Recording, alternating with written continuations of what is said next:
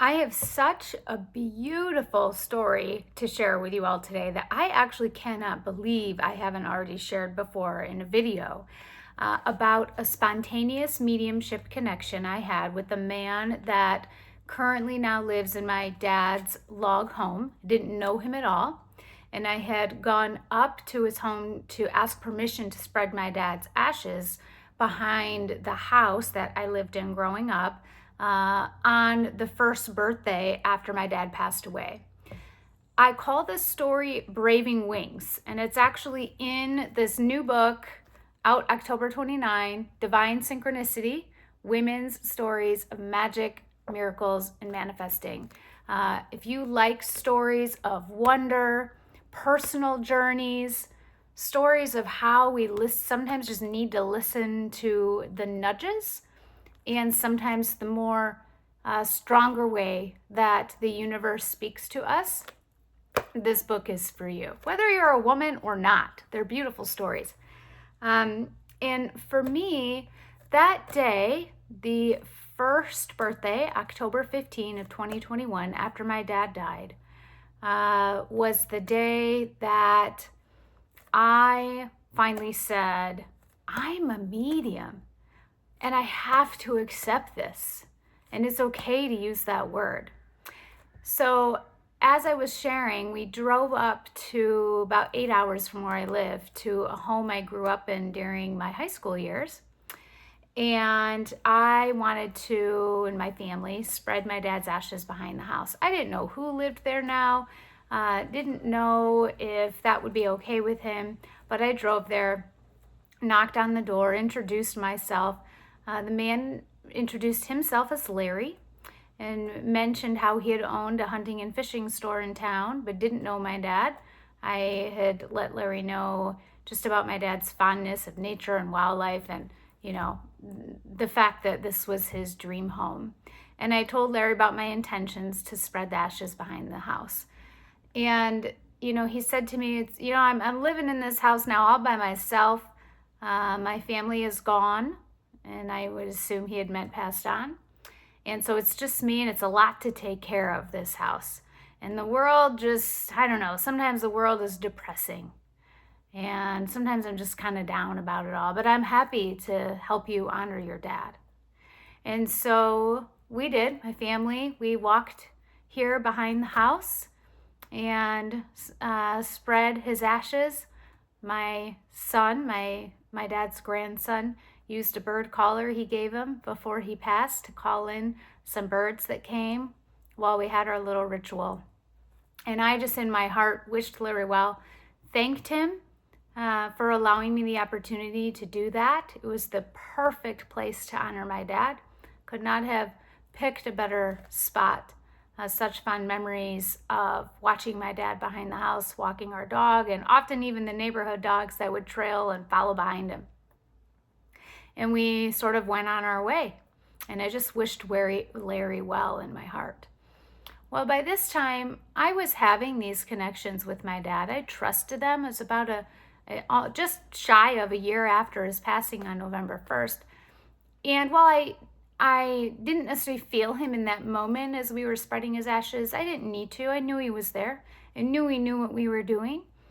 And, now in this mediumship endeavor, and I don't have a problem calling myself a medium, although I did on that day, we're sort of a team, my dad and I. I don't always, but I do at times feel him in mediumship connections for others.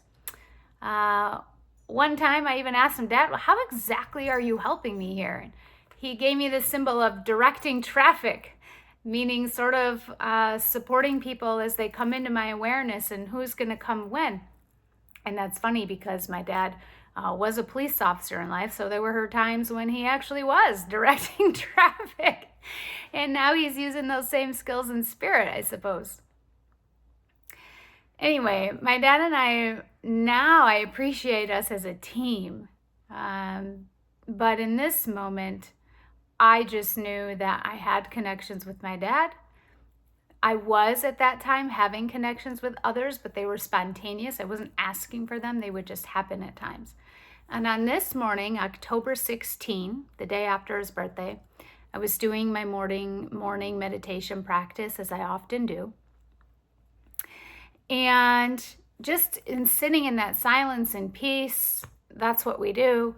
We just sort of clear the thoughts of our mind, rest on our hearts, having that empty space, really seeking with intention to connect to that peace within. And in that moment, I felt the awareness of a man and a woman come into my awareness. And I just had this nudge, I have to write all this down. And so I grabbed a hotel writing pad and pen. And this man and woman came into my awareness holding hands. The man first stepped forward. And it's like I just knew. I didn't have a way of knowing. He didn't show me. I just knew. This is the brother. This is the deceased brother of that man that lives in the log home. And he helped me feel, actually physically feel. This is what happens in mediumship. I physically felt pinches in my stomach like little needle pricks. Now, having had to give myself many shots for IVF, I knew that they were injections. Those was the feeling of injections, and that came with the knowing that he had to give himself daily injections in life.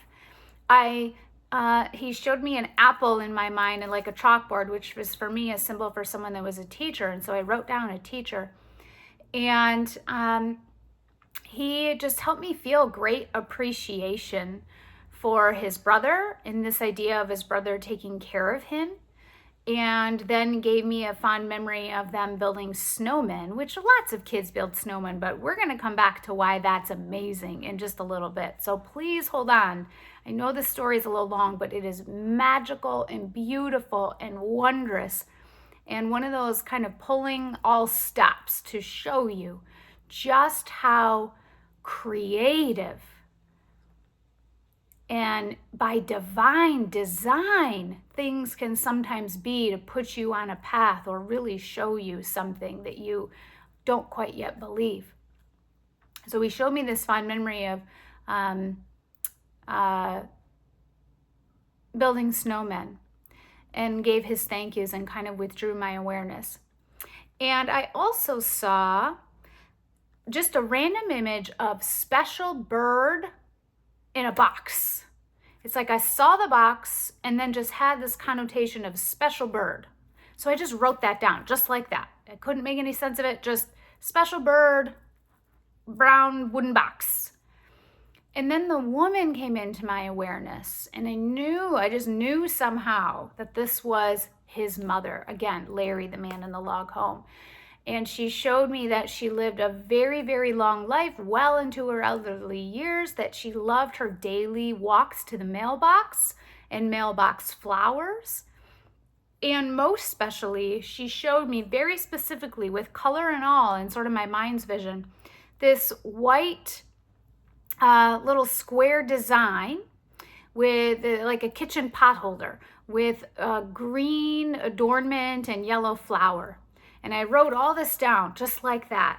And she gave me just this love of sentiments of appreciation and love for her son and care and just thank you and gratitude for all the love and the care that you have given to me. And lastly, as they sort of exited my awareness, I saw a tree with bluebirds all in it. And so I write that down on the paper. So as I was wrapping up that meditation, I felt this mandate. Larry needs to know this information, and this is so beautiful, and these words of appreciation and fondness. But, I can't go to his house and say, hey, Larry, I think I had a connection with your mom and brother. I don't even know if what family members have passed. I mean, I can make some assumptions, but I don't know. I don't know if he even has a brother. And not only that, but I don't do this. I don't just walk up to people and say, hey, this thing happened. And, this can be very intrusive to someone's privacy and that sort of thing. It's just not my way. And at the same time, I was still on a journey of trust. I, at this time, was trusting my dad, but can I really trust this? What if I say all these things and it's not his family and this makes no sense to him and I will be mortified? How embarrassing that is. And yet, and this is a lesson for us all, in my gut, it felt like a mandate. like I was being pushed forward. No, you have to. This goes against my idea of ethics. It goes against my idea of respecting people's boundaries and privacy and all sorts of things. My fear, I was so afraid, but it felt like I had to. And so, with all the courage I could muster, I drove back over to his house. And my plan was to not say, Larry, I think I'm a medium, and I think I connected to.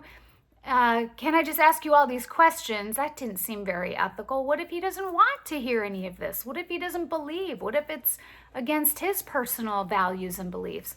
So, what I decided to do was be honest. Tell him I've been having these connections with my dad in spirit. I didn't share that yesterday. And I believe I had a connection with people you love this morning. And it's all written here on the paper. Would you like to see the paper? Instead of just starting to list everything off and asking if they're true. That was my plan. And so I drove up in that driveway. He came out of the house before I could even knock on the door and turn around from my fear. And as I got out of the car, I happened to notice off in the distance this little grave marker in the yard. It had a little wooden cross, and it seemed to have a little something behind it, but it was far away. I couldn't quite tell what it was. But I just decided to use that as a conversation starter. And I said, Larry, I see that cross way over there in the yard. You must have had a dog. We had a dog too. His chocolate lab. His name was Thunder when we lived here, and he died in this home. I was assuming he was going to say yes. And by this time, he had been walking over and coming closer to me. And as he got to me and I had asked him that question, he kind of paused and he gave me this half smile that was sort of shy, sort of timid, almost like he was deciding whether or not to tell me. And he must have decided I felt safe. And he said, well, this is going to sound really silly, but my brother lived here with me for a while. I took care of him. And we had a hummingbird that flew into these big tall windows and died. And he was so upset about it. We decided to bury it, and we made that little marker together. Well, the very first thing written on my paper was special bird in a box. And with that, I felt safe now. I felt a little bit of trust in giving him this paper. And so I shared with him my connections I had been having with my dad, what I think I had a connection with his family that morning, and asked him, Larry, would you like to see everything on this paper? And so he took the paper from me and we kind of went through them one by one. And I didn't know if he thought I was crazy or he just was silent, what he was making of this all. And he took a long pause when he was all done. And then he looked up at me and he said, my brother was a history teacher and he had diabetes and had to give himself daily injections. And then he said, can you hold on a second? Just hold on a minute. And he went into the house. And when he came out of the house, he had in his hand, here's the picture, that kitchen pot holder, exactly as I described. White, green, and yellow adornment with the flower. And he said, I had to go into the basement and dig through boxes to get this. You could have never known about this. And I had known that I had written on the paper, I forgot to share that, I just had an understanding that that kitchen pot holder had been passed down in the family. And he shared that his mother's father made it for her. And so, yes, it was passed down in the family. What a beautiful moment. We exchanged phone numbers. I don't think he quite knew what to make of it all, and I can understand that, but he wanted my phone number, and so I thanked him for allowing me to just have this moment with him. Shared, obviously, those beautiful messages from his family, and thanked him for allowing me to spread my dad's ashes on the property. And a week later, I was on a trail around my mom's house walking, and it was October, so right around October 20th or so. In the Midwest in Michigan, the leaves are all still on the tree. It's kind of at the height of color where I live. And as I was walking on this trail, I notice this, a stone hand-painted snowman. Now, I just thought, oh, that's interesting. What a coincidence. And I kept on walking. But, probably about a half mile later, I thought, I don't know. That just seems so weird. It's October. It's not even winter. And so I went back and I picked it up. I grabbed it just because. And I just kept on walking. I just wanted to sit on it and think about it a little while. Because obviously I had remembered that his brother shared that fond memory of building snowmen together.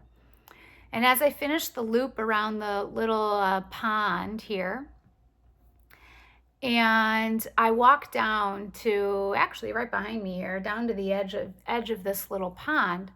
And there's this beautiful tree out here. And actually my dad and I took our last picture in front of this tree. Here's that picture.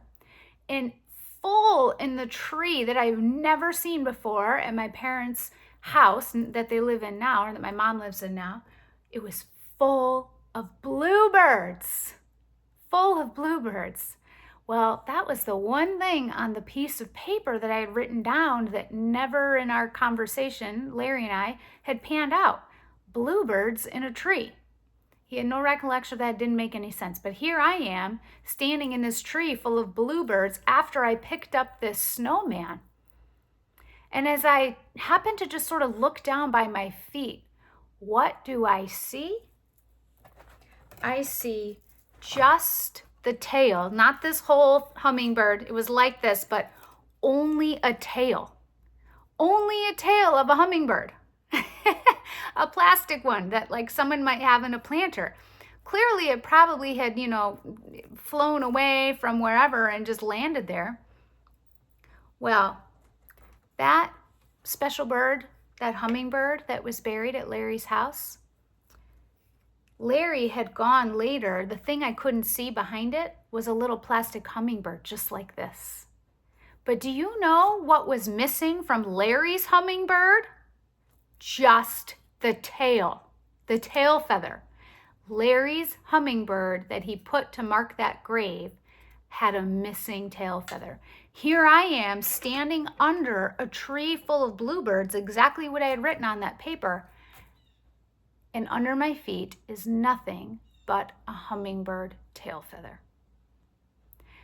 It was magical and synchronistic beyond comprehension, and those things just are not an accident. They are not an accident. I knew in that moment I was supposed to send Larry that snowman. I knew in that moment me seeing that stone snowman hand painted was not a coincidence. Yes, I think there are things in life that are coincidences. That was not. He was meant to be sent that as a gift. And, I wasn't used to it at the time, but I know by now my dad loves to guide me to gifts for people as a part of mediumship sessions, sometimes just out of friendship, but I seem to get nudged to the perfect thing for people. And I just knew in that moment that snowman was for Larry. I was going to send him that hummingbird tail feather so that he could put it in the hummingbird that was on the grave marker. And I did. I sent it to him in the mail. Larry called me, and about a week later, and he said, Amber, I've been thinking about what happened all week, and I have one question. Why me? Why did this happen to me? And without hesitation, I was able to answer Larry. And I said, Larry, it's the perfect question, and it's the one I've been asking myself for the last year. Why me? Why did this happen to me? Why am I having these connections with my dad? Why am I connecting with your loved ones? And the answer is the same. Because you are worthy. You are worthy of that love. You are worthy of that connection. We all are worthy. We are worthy of the miracles, the small ones in our lives, the big ones in our lives, and everything in between. We are worthy. We're all special, just as special as anybody else. That's what I shared with Larry. And he shared with me, Amber, this has changed my outlook on life. I was pretty depressed before this. I'm just here, as I said to you, in this house alone now. And I didn't really know what to believe in anymore. And you've given me hope. I have hope again. I hung up that phone, and purpose welled within me, and tears. And they were tears of purpose. And in that moment, I said aloud to myself in my kitchen, I am a medium, and I have to accept this. And with that, I like to say, I finally braved my wings. I hope you've enjoyed this magical, beautiful, wondrous story. Not every single mediumship connection or moment is such a wow factor, but every single connection is meaningful in its own way. Every single connection is helpful. Every single connection offers its own type of healing and forward movement. And the point is that it's beautiful. Beauty is here for you. It's a part of life. It's a part of all of us. And we are worthy of that beauty and love. Thank you all for spending 21 minutes with me. It's a long time, and I really appreciate it. I hope that this story inspired you like it has me. Have a good weekend, everybody.